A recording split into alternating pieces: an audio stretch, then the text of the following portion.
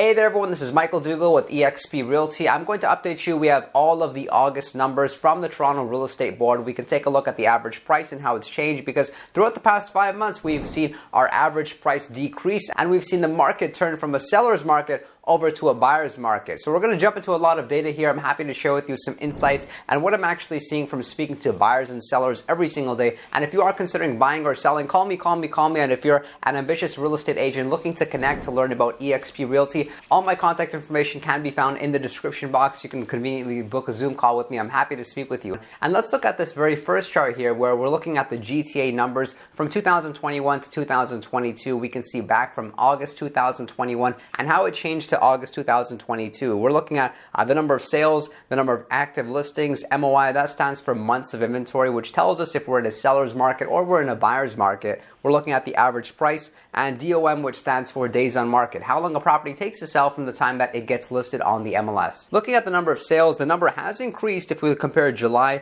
to August. However, the number back in August 2021 was 8,500, and now we're only at 5,600 sales. So we did see very high numbers from February till about May, which is interesting now because we have less sales, but we have more active listings, which is always going to be a sign of a market that's more advantageous for buyers when you have more listings on the market and less sales because supply is larger than demand. Now let's take a look at the number of active listings to really get an in-depth understanding of where our market is situated right now. We can see the number of active listings. August had just over 13,000 active listings, less active listings than July, and definitely less than June. In June, we had about 16,000 active listings. This was the highest number of active listings at one point. So why is the number of active listings less now?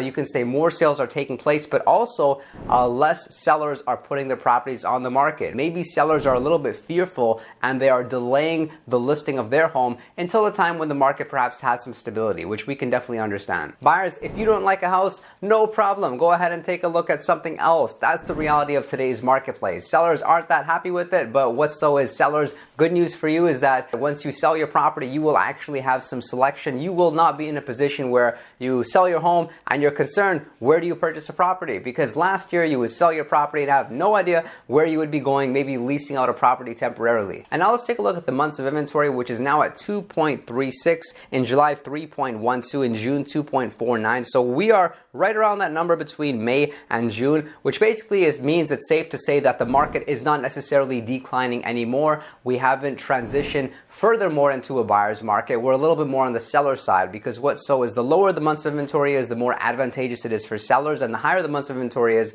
the more advantageous it is for buyers. Looking back during the months of February 0.77, March 0.93, this was a seller's market. Sellers were listing their property and they could expect multiple offers and to sell over asking price, which was happening over 80% of the time. And sellers, the great news continues because our average price has finally increased from July to August. We did see an increase of about $5,000 here. We did round up the number, but look back to February, we can see our average price was declining every single month, back at $1,330,000, down by $30,000 more in March, about $50,000 down in April to May to June to July. But fortunately now they put the brakes on that deceleration and now the price has actually come up, which is nice to see. And hopefully this gives some optimism to buyers out there because a lot of buyers we saw were on the sidelines thinking, Michael, should we wait until the prices decrease even further? Well, this is evidence that the prices could just be on the trend upwards. And we are right around where we were last year. Last year, our average price was $1,070,000. Now just that slight change. But what has changed is our days on market. We're now at 22 days on market. Listings are sitting a little bit longer, of course, as we're familiar with. And looking at our average days on market in 2021, August, it was 16 days.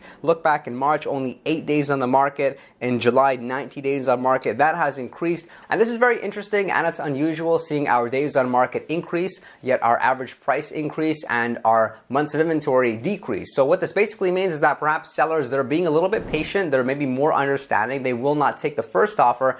They're going to hold their ground and they're going to negotiate the best deal for them, accepting the fact that maybe it will take about 30 days plus to get the price that they're looking for. And in this next chart here, we're looking at how much the average price has changed across different property styles from August 2021 to August 2022. We can see detached homes, semi-detached homes, townhouses, and condo apartments. So in August 2021, our average detached home was selling for $1,400,000.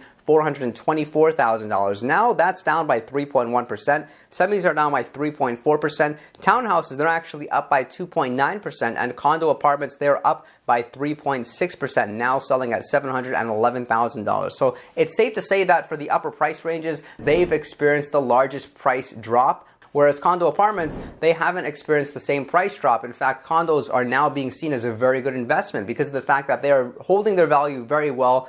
They didn't appreciate like the detached homes did if we look at 2020 and we compare it to 2022, but perhaps that's also why they haven't experienced the price drop. And here we're looking at the 5-year historical price change. We're actually comparing August for each of the years, and we can see just how the price has changed from 2019, you can say, to 2021. Look how much the price had changed. $793,000.